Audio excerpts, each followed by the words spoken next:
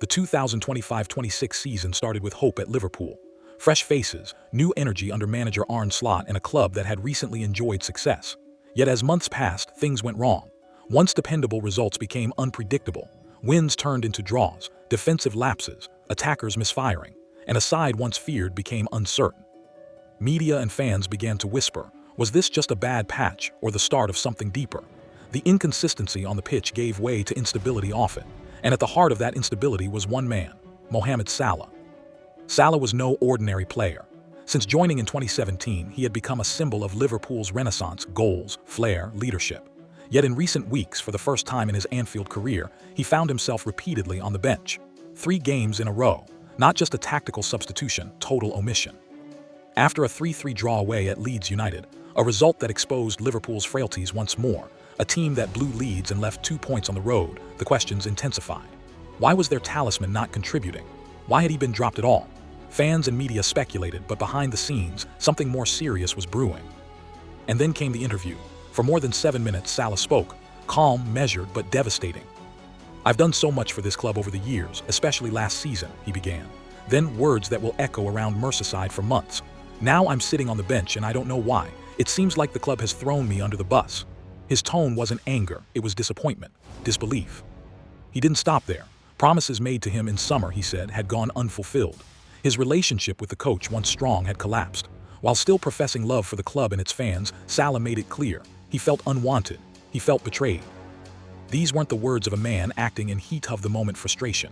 They were the words of someone convinced of structural problems at the club. And when such a voice speaks, from within the locker room, from one of the greatest players the club has ever had, it's more than a complaint. It's an alarm.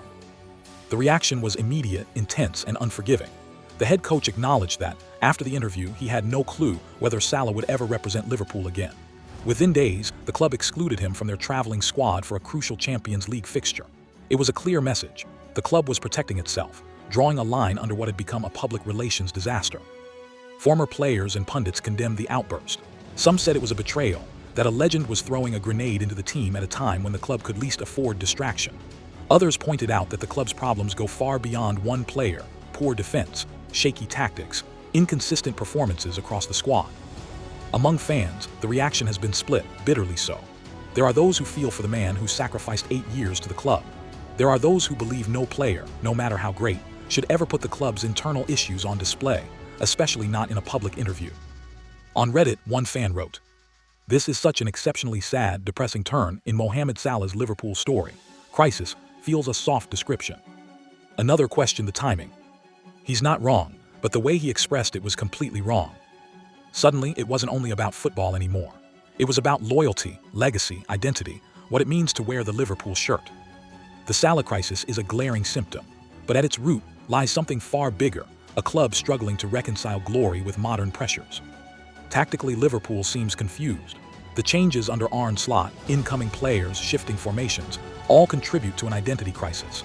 The attackers misfiring, the defense leaking goals, the squad lacking cohesion. Institutionally, promises made at the start of season have eroded trust. Players feeling undervalued, legends feeling expendable. Communication breakdowns between management, coaching staff, and senior players.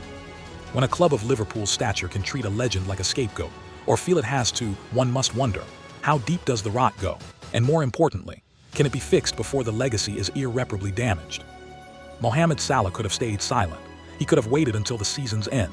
But he didn't. Instead, he spoke. And in doing so, he exposed more than his own pain. He exposed the fractures within Liverpool. Maybe this is the beginning of the end of his era at Anfield. Maybe it's the spark that finally forces change at Liverpool. Perhaps it's both.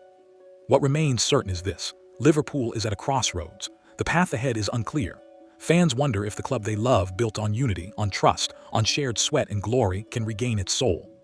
And as for Salah, whatever comes next, his legacy at Liverpool will never be the same. Not because of what he said, but because nobody can ignore it.